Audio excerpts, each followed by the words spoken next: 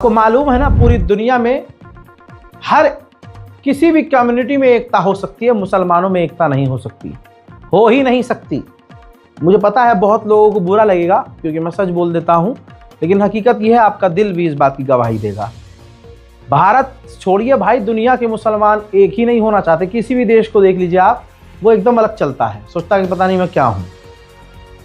इसी वजह से मुसलमान आज एक नहीं हो रहे हैं, हर जगह कुत्ते की तरफ पीटे जा रहे हैं, हिकारत से देखा जा रहा है।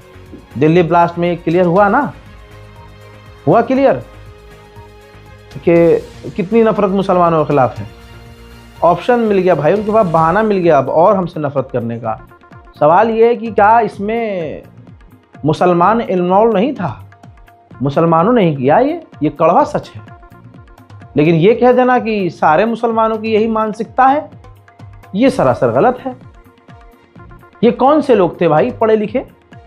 अब गोदी मीडिया तो इसमें 1 की 40 कर ही रहा है।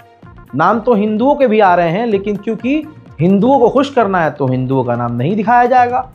हलचल मचाई जाएगी सिर्फ और सिर्फ मुसलमानों के नाम पर, लेकिन मुसलमानों की इज्जत, मुसलमानों की जो है कोई अकाउंटेबिलिटी नहीं है भाई। कुछ हम मानते ही नहीं है। उनकी ज़िंदगी मुसलमानों की ज़िंदगी थोड़ी ना है, कुत्ते से बदतर है इस सरकार की नज़र में और एक समाज की नज़र में। धमाका दिल्ली में हुआ, मुसलमान भी मारे गए। फिर कुछ दिन बाद धमाका कश्मीर में हुआ, उसमें ज़्यादातर मुसलमान मारे गए, ज़्यादातर। लेकिन गोदी मीडिया शोर सिर्फ दिल्ली धमाके का मचाता है। महिला डॉक्टर एक हिंदू पकड़ी गई, सब है आपके पास जानकारी। गोदी मीडिया ने किस तरह से हाइप किया, मतलब बन नहीं दिया हाइप।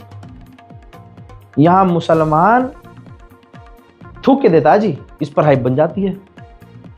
तवज्जो है। तो अब तो गोदी मीडिया को मुसलमान नामी लोगों ने अगले 5 साल का कंटेंट दे दिया भाई।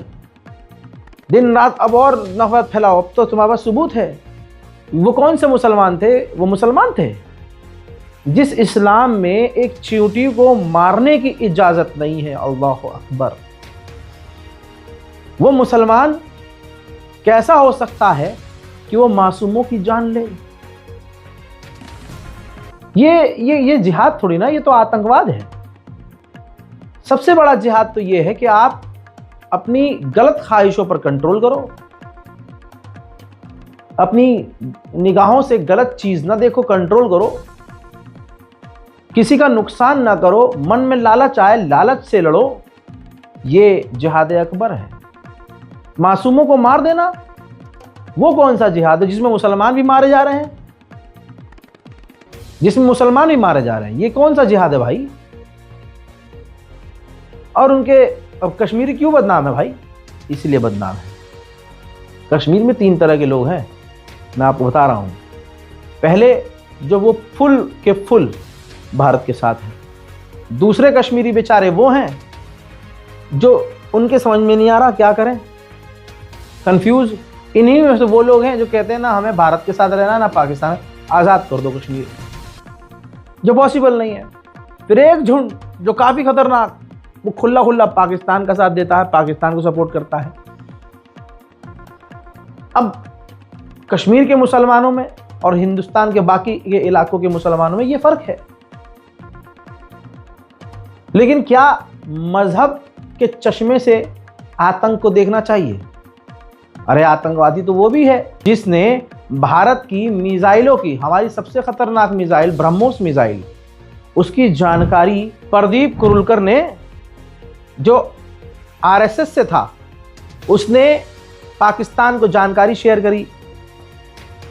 हमारे आर्मी में मौजूद ऐसे बहुत सारे जवान, कई रिपोर्ट 2025 और 24 में आई, राजस्थान और पता नहीं कौन कौन वहां पर तैनात थे।